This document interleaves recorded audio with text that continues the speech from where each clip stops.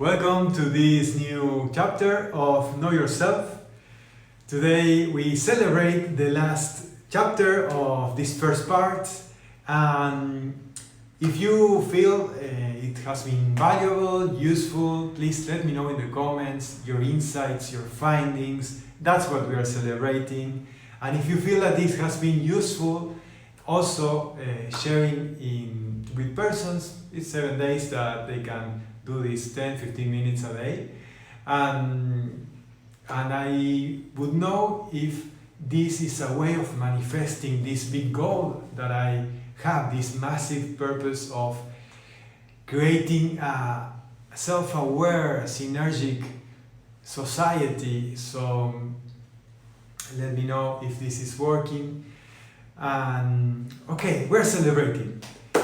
Celebration. For celebration, in a grateful and healthy celebration, we need to have gratitude embodied in our character. We have been talking about the importance, the effect of embodying things in our character, in our way of being. That has a multiplying effect. Not having just gratitude as a feeling or a sensation, but becoming grateful. Make sense? That's a muscle. It's like even a muscle. What I like to talk about spiritual fitness. We can keep developing on spiritual fitness in next parts of the series. But today we are just talking about developing this gratitude through the focus. What we have talked about the search engine of life. Having this focus on what are our blessings. I love the phrase, count your blessings. Like searching for blessings, searching for the good things happening, the gifts of life around me.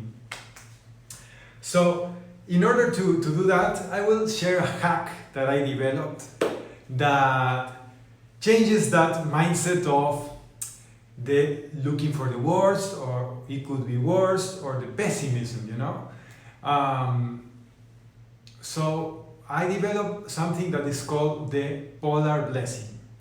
That is feeling blessed by polarity, using the contrast of situations to feel blessed and empowered from that, to build up this gratitude. So the polar blessing is a device, a mindset to whatever situation that I see of myself or others, I can feel the polarity of what is good in that. There's a misunderstanding of this, or like bad use of this, I believe, that is kind of religious or like embedded deep in our subconscious beliefs of sometimes we are eating and someone says, enjoy that because it could be worse. There's people that do not have anything to eat. And it's like, oh, okay. In a way, it's like, oh, I have to be grateful because it's kind of tainted with guilt, you know, and shame on you if you're not grateful. It's kind of that narrative. So instead of that, because it could be worse, because people are worse than you, so you have to be grateful, I developed the polar blessing. That is, instead of being pity for others and like losing your well-being, losing your good position of in good state for the other's conditions, you see the other condition is being empathic, but not over-empathic. Not over-empathic that you lose yourself in the other and you start in like, oh, what the problems this person have, and you know, you are out of yourself because of other problems. No, this is, I am so grateful that I have food and I can keep healthy and think of solutions, and from this place of well-being I can help others. It's different, right? It's like I was doing exercise once and I saw an old woman that couldn't walk at all and she needed so much help, and it was like, I feel so grateful that I could take care of my body, I could start taking care of myself and keeping strong to not arrive to that point, and to be able to help people because I will need strength to help others. So I did not went like, oh, I will not do exercise because a person with, like that crippling because of the over empathy. It may have happened, or the other that you feel that had to be grateful, but doesn't last, doesn't stick to our way of being because it's tainted with pity, with regret and guilt, So, that's the polar blessing, using the contrast to empower myself, not lose myself, and be grateful for who I am. That we build up into our character. So, that's the gratitude device I will share today, and a homework we are going to work later. Now, celebration. We have talked about fear, that fear can make us escape. Also, happiness can make us escape, We can have, this celebration excuse to escape ourselves. I have lived when I was in this numbness, this zombie life, that I waited for it to be Friday to get out of work and go and drink with my friends and go to party, to clubs. That's exactly the description of celebration as escape. It's not a healthy celebration.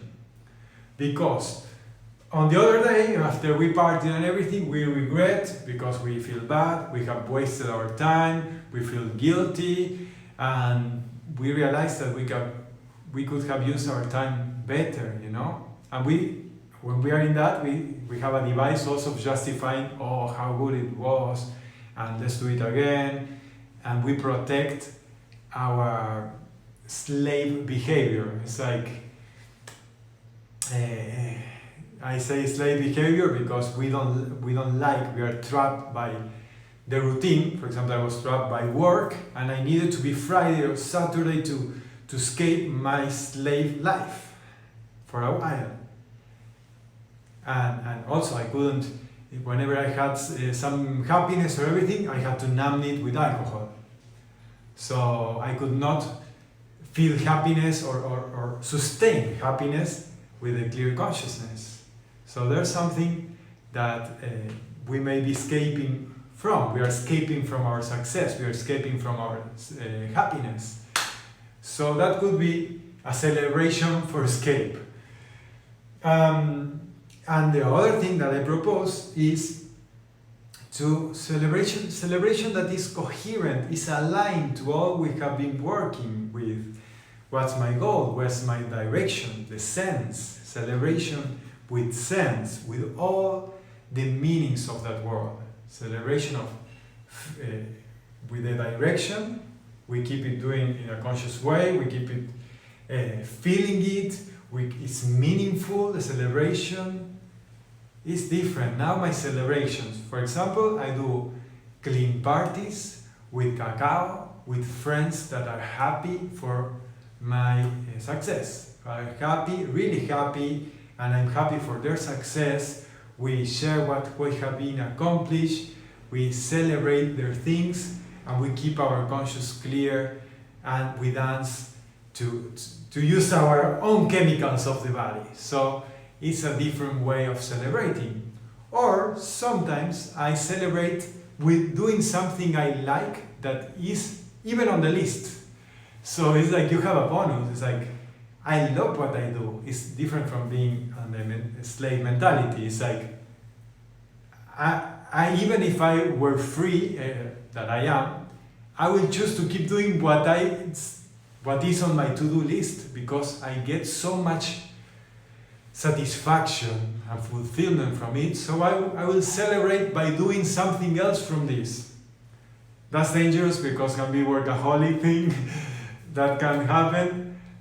We can also do celebrations that are out of the to-do list.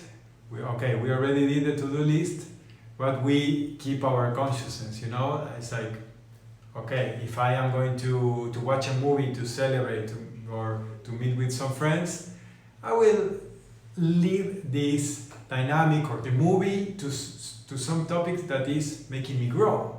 When it's a healthy celebration, we can grow, we are in peace, and we feel fulfillment. It's a space to feel fulfilled. That's a healthy celebration. And you can express fully with this gratitude and surrounded by this gratitude. So, this last tool that we're going to work on is the journaling our gratitude and having a daily build-up of gratitude or frequent build-up of gratitude. It's training the muscle, the gratitude muscle. So in a journal, or like in a part of where you're doing your self-development, you write 3 columns or 3 pages, 3 different areas. What we are grateful for, having things that we have that are wider, things that we have that are possibilities that we have. It's not only the material things that we have, but the possibilities that we have, the health that we have, the relationships that we have, the environment and the context and the things, the possessions too. It's like, for example, this cell phone, this light that I wanted to have to record videos, this blackboard, I am grateful for them because I can do this. So I am grateful for having this, the possibilities of talking, and someone that listens to me, my friends that listen, give me feedback. So I am grateful for those things that we have. Then the second, experiences and achievements. Achievements in a way is an experience, can be like a micro experience. So experiences that you live, things that you celebrate. Oh, that was so good to have lived that experience. Or this that I achieved, that accomplishment that I had once, you know, that was something that you were striving for. You were putting your energy in doing it. You celebrate it. You know, like myself, when I did the world meditation in my city, I led the world peace meditation. Was like, oh, that was a great experiences I'm grateful for. Okay, that on that column. And last but not least, even more important, I think, I have it in my cell phone too, tributes and attributes of who I am, things I am grateful for who I am. This is a big one. Here we put our skills, our abilities, our virtues, qualities of ourselves that we are grateful for. And we start building up and feeding this character.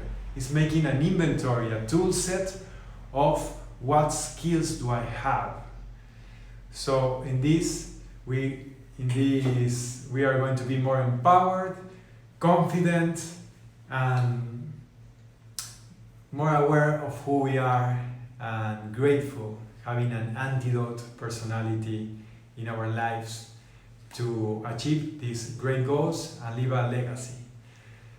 Thank you for watching. If you enjoyed, please invite people to join, and please leave me comments. I am here to read you, and we keep growing.